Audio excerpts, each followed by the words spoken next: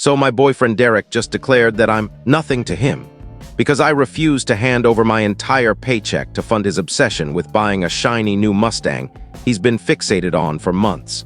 When I say my entire paycheck, I mean every single cent I earn as a pharmacy technician, which isn't exactly a fortune.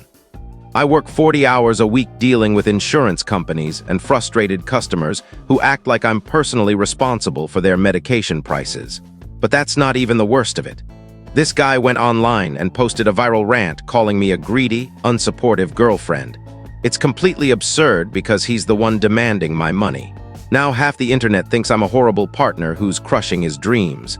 The post blew up on Facebook and Instagram, and even my coworkers saw it. During our lunch break at CVS, my colleague Sarah showed me the post, and I wanted to hide behind the prescription counter and vanish.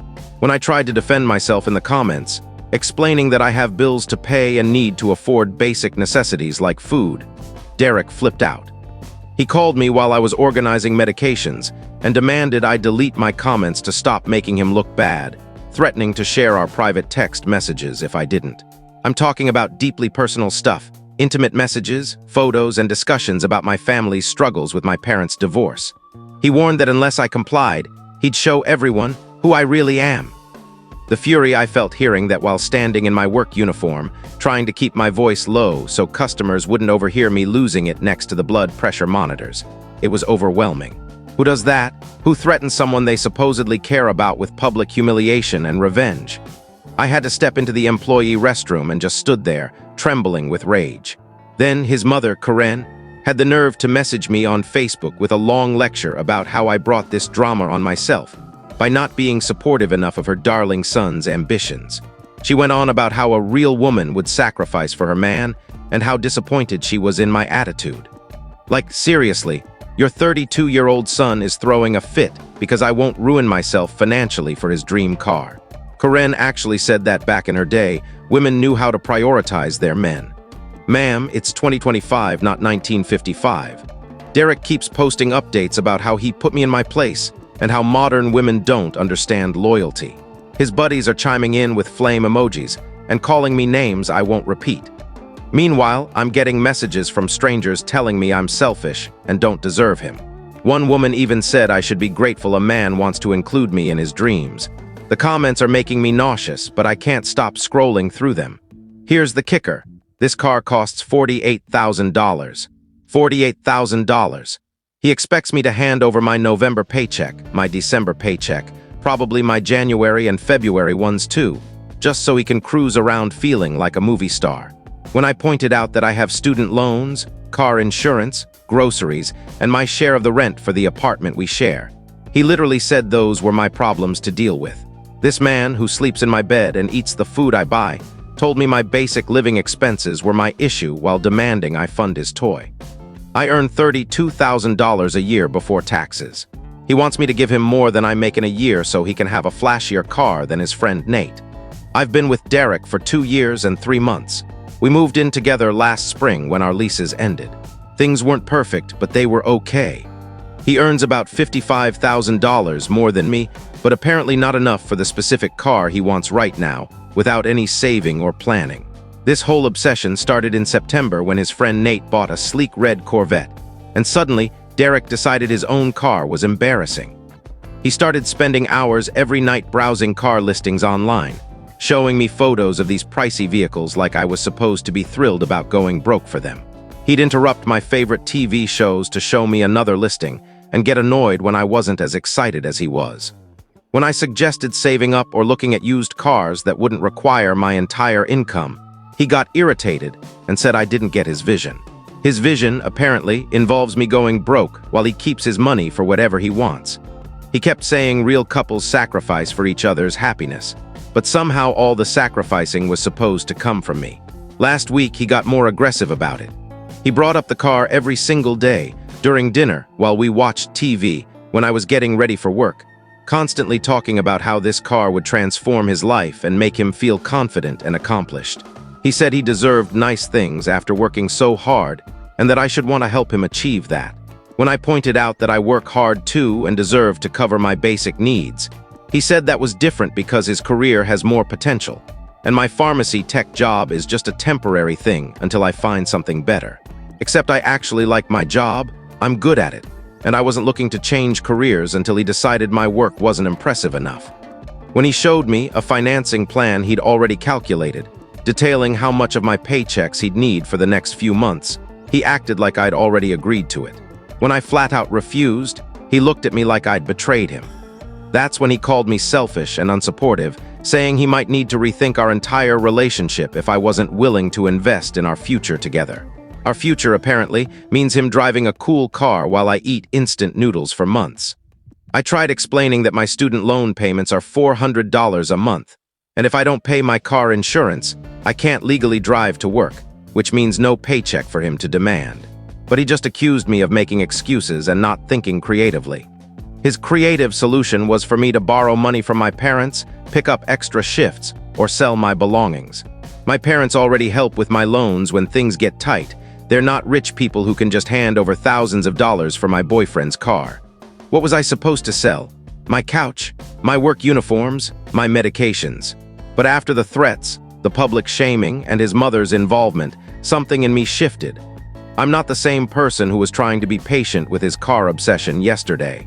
The disrespect and manipulation crossed a boundary I didn't even know I had until he trampled it.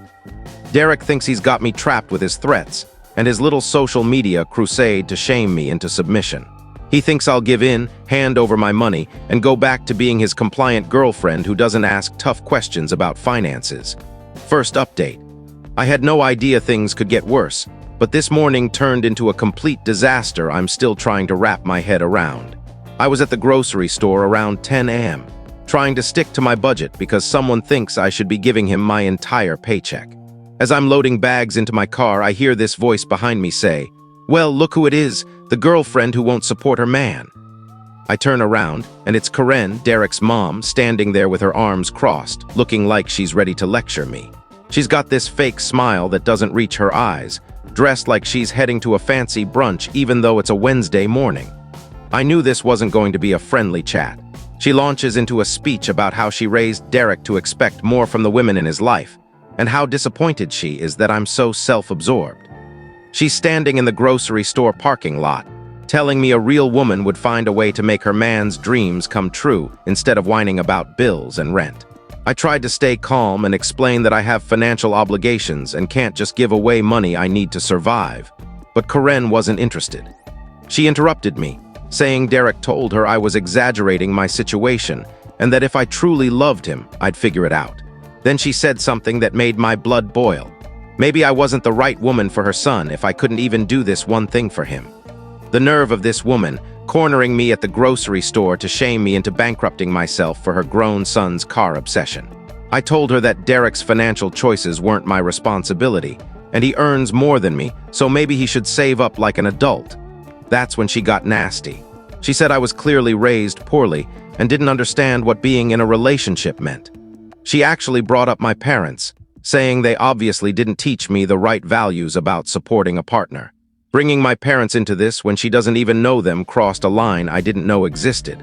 I told her my parents taught me to stand up for myself and not let people take advantage of me, which seemed like solid values to me. Karen's face turned red, and she said that attitude was exactly what's wrong with women my age. We think we're too good to sacrifice for love. Then it got crazier. She pulled out her phone and started scrolling. She showed me Derek's viral post calling me a gold digger and began reading the worst comments aloud. Strangers calling me selfish and materialistic, like it was evidence she was right. She's standing there, reciting insults from random internet users to my face in a parking lot. I asked her if she thought it was okay for her son to publicly shame his girlfriend online when he didn't get his way. And she said sometimes men have to take extreme steps to get through to stubborn women.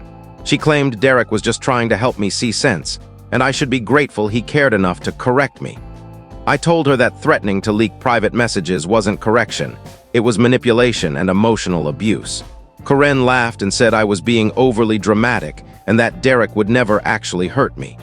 She kept insisting that if I loved him, I'd want to make him happy, even if it meant some temporary hardship for me. Temporary hardship. That's what she called me not being able to afford food or rent for months. Then she dropped a bombshell that showed how warped this family is. She told me that when she was engaged to Derek's father, she gave him money for a boat he wanted, even though it meant she had to move back in with her parents for a while. She said that's what women do for the men they love, and she was proud of it. I pointed out that she was talking about her fiancé, not a boyfriend of 2 years, and that moving in with family isn't the same as being unable to afford basic necessities. But she just kept lecturing about how modern women don't understand commitment. It got weirder when she started talking about how Derek deserves to feel confident and proud, and that having nice things is crucial for a man's self-esteem. She said I should want to contribute to his success instead of holding him back with my selfishness, like his ego was somehow my financial responsibility. I asked her outright if she thought it was reasonable for Derek to expect his girlfriend to give him her entire paycheck when he earns more and could save up himself. She said that wasn't the point. The point was that couples should support each other's dreams, and I was failing as a partner. Then she revealed something that showed how messed up this situation really is. She said Derek had been complaining to her about our relationship for months, saying I wasn't ambitious enough and didn't seem committed to building a future together. Apparently, he'd been questioning whether I was girlfriend material or just someone he was wasting time with. So Derek had been bad-mouthing me to his mom for months before this car issue even started. The car wasn't really about the car. It was a test to see if I'd prove my devotion by sacrificing my financial stability. I told Karen I didn't appreciate being judged behind my back, and that if Derek had issues with our relationship, he should have talked to me directly instead of running to his mother. That set her off, and she said I was being disrespectful and proving exactly what kind of person I was. She started raising her voice, drawing attention from other people in the parking lot, saying I'd lose Derek if I didn't change my attitude and start acting like a supportive girlfriend. She said he had options and didn't need to settle for someone unwilling to invest in their relationship. I told her that any man who threatens and publicly shames his girlfriend for not funding his luxury purchases isn't worth keeping, and maybe Derek should find someone who sees relationships as financial transactions. She got even angrier, calling me bitter and vindictive, saying I'd regret throwing away a good relationship over money. But she kept calling it a good relationship, like public humiliation, threats, and manipulation were signs of a healthy partnership. The conversation lasted about 20 minutes but felt like hours. By the end, Karen was practically shouting that I was making a huge mistake and that Derek deserved better than someone who wouldn't help him achieve his dreams. She said Derek would call me later and I'd better think carefully about what I wanted to say. She implied it was my last chance to fix things before he decided I wasn't worth the effort. The threat was clear: comply or lose him. But at that point, losing him was starting to feel like the better choice. After she left, I sat in my car for 10 minutes, trying to process what had just happened. The fact that Derek sent his mother to confront me at the grocery store was so far beyond normal relationship issues that I couldn't comprehend it. What kind of man sends his mom to harass his girlfriend into giving him money? But I also realized something during that awful encounter. Derek and Karen kept talking about what I owed him, what I should do for him, what kind of girlfriend I should be. Nobody mentioned what he should do for me or how he should treat someone he claims to love. It was all about my obligations and his needs, with my financial survival treated as less important than his ego. Second update. I got home from the grocery store around noon, putting away my groceries and trying to calm down from the parking lot ambush when my phone rang. It was Derek, which I expected since his mom had basically warned me he'd call. Part of me wanted to ignore it, but I knew he'd keep calling. And honestly, I was curious to see how he'd try to justify his mother harassing me in public. Plus, after that ordeal, I was kind of in the mood to let him dig himself deeper. Sometimes when someone's being this ridiculous, you just have to let them talk to see how absurd it gets. He started off acting all casual, asking about my day like he didn't know his mom had just spent 20 minutes berating me. I cut to the chase and asked if he sent Karen to confront me at the grocery store or if she came up with that plan on her own. Derek got defensive, saying his mother was just worried about our relationship and thought a woman's perspective might help me understand his side better. The patronizing tone when he said, "understand his side," made me want to smash my phone. I told him that sending his mom to lecture me in a parking lot about my values wasn't helping our relationship. It was showing me what kind of person he really is. That's when he got annoyed and said I was twisting everything, making his family out to be the bad guys when they were just trying to save our relationship. Then he launched into a speech about how disappointed he was in my reaction to what he called a simple request for support. He said he'd been thinking about our situation and realized I didn't understand how important this car was to his future success. He actually said, "future success," like a Mustang was going to revolutionize his career. I asked him to explain how a car would improve his job performance, and he got mad, saying I was being intentionally dense and missing the bigger picture. He started talking about image, confidence, and how successful people invest in things that project success. He said I was thinking small and holding us both back with my narrow mindset. The manipulation was so obvious I almost laughed. Here was this grown man trying to convince me that demanding my rent money was reasonable, using the same tired tactics that probably worked on less confident women before me. But I saw through it.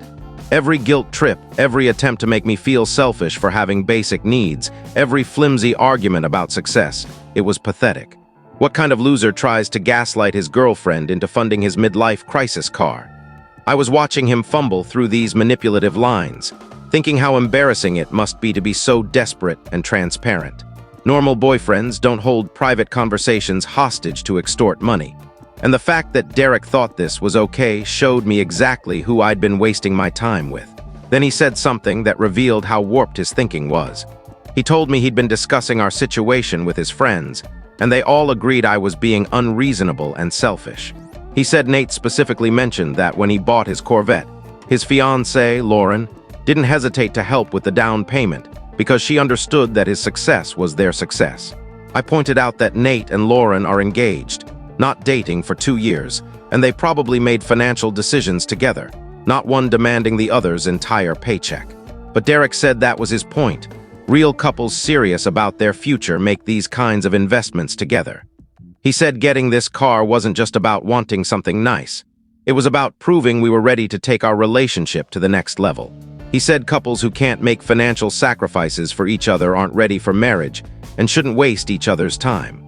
So in Derek's mind, bankrupting myself for his car was a test of my commitment and love.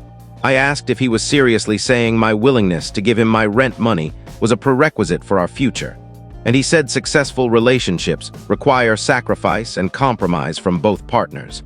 When I pointed out that all the sacrifice seemed to be coming from me while he kept his money, he got furious. Derek started yelling that I was being dramatic and turning everything into a gender issue instead of seeing that he was trying to build something better for us. He said the car would benefit me too, because I'd get to ride in it and be seen with someone who had his life together. Like I should be grateful for the privilege of being associated with a car I paid for. This guy genuinely thought I should thank him for the chance to go broke so he could look cool. I told him that if he wanted to impress people with fancy things, he should use his own money like every other adult. Then he said something that showed how little respect he has for me. He told me my pharmacy job wasn't a real career, just something I was doing until I figured out my life. He said since I wasn't investing in my own future, the least I could do was invest in his.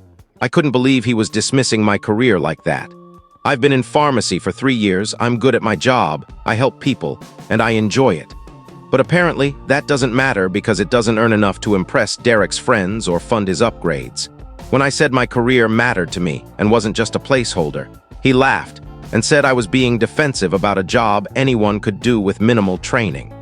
He said if I was serious about a real career, I'd be working on improving myself instead of making excuses about bills.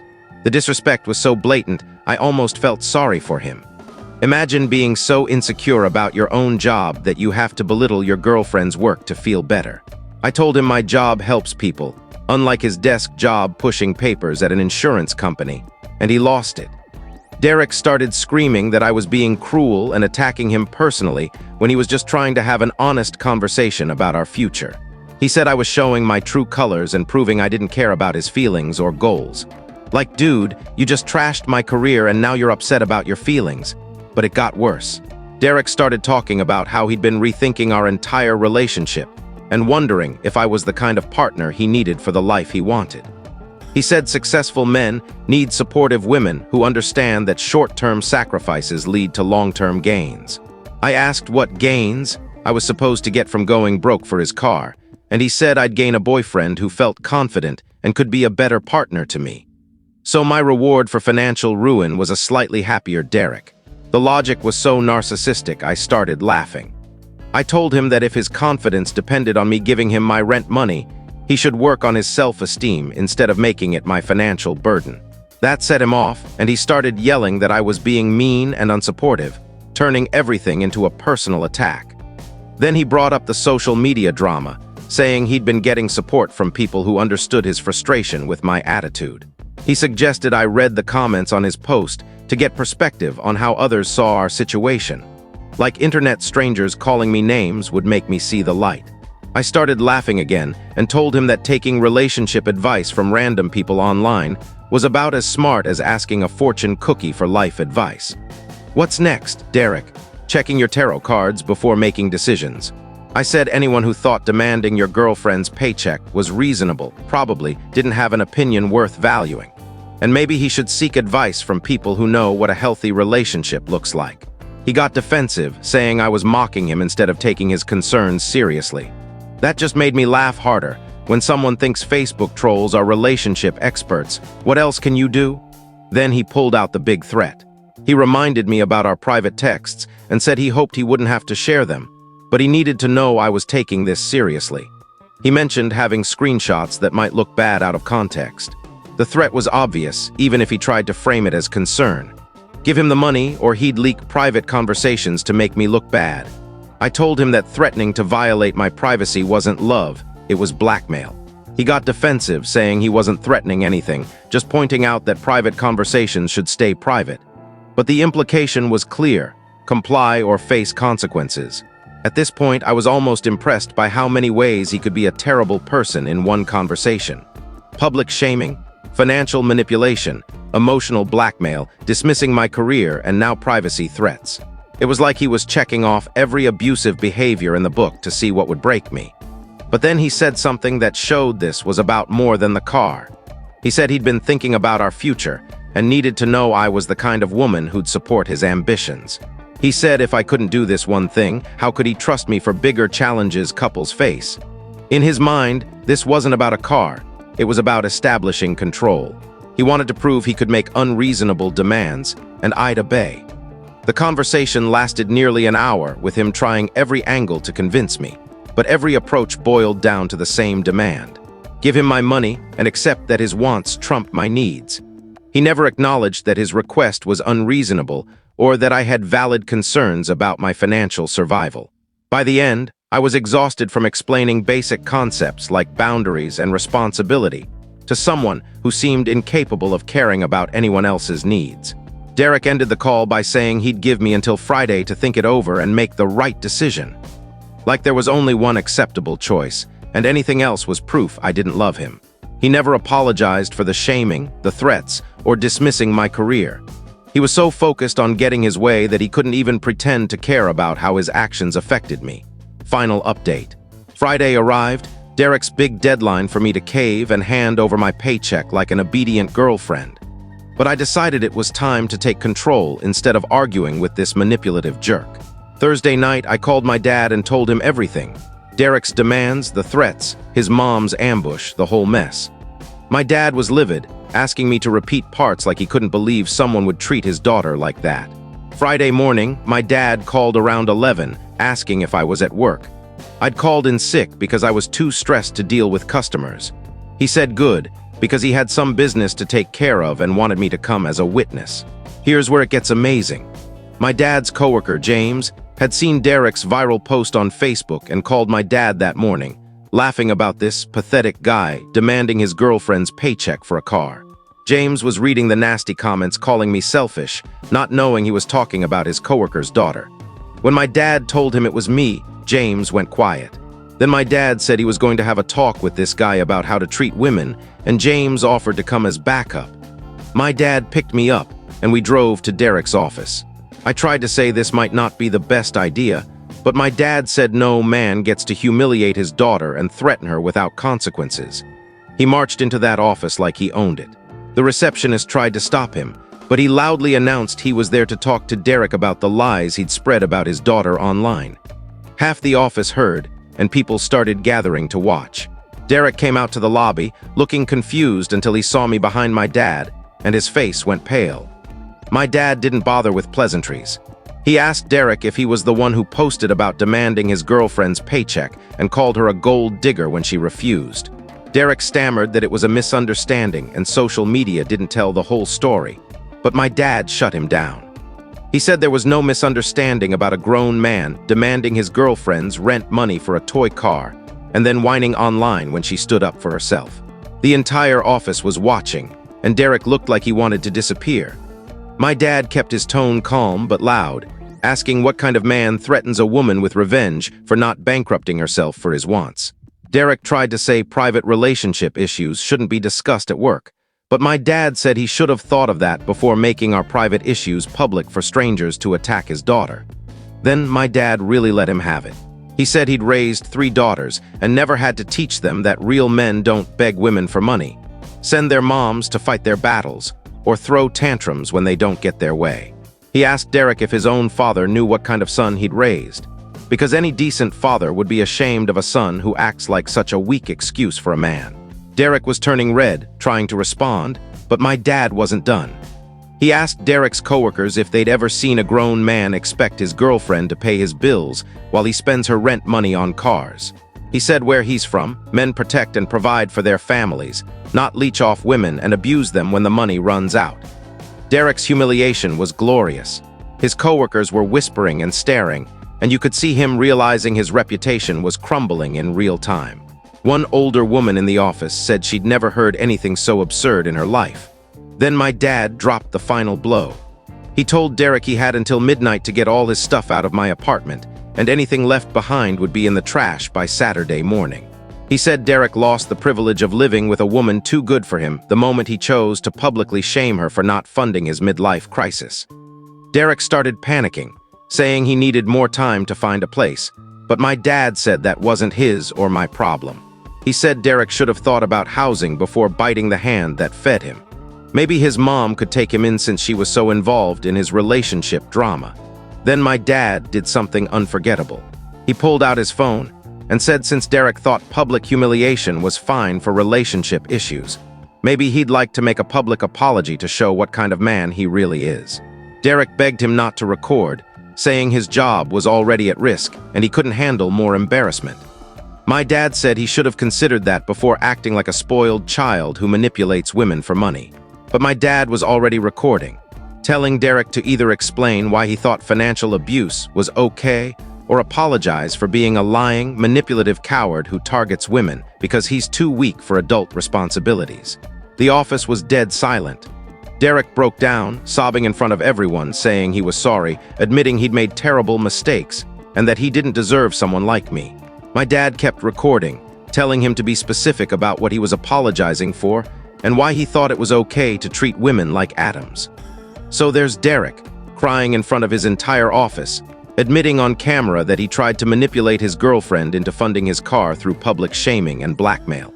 It was the most pathetic thing I've ever seen. This guy who'd spent a week acting like he had all the power, completely crumbling when someone stood up to him.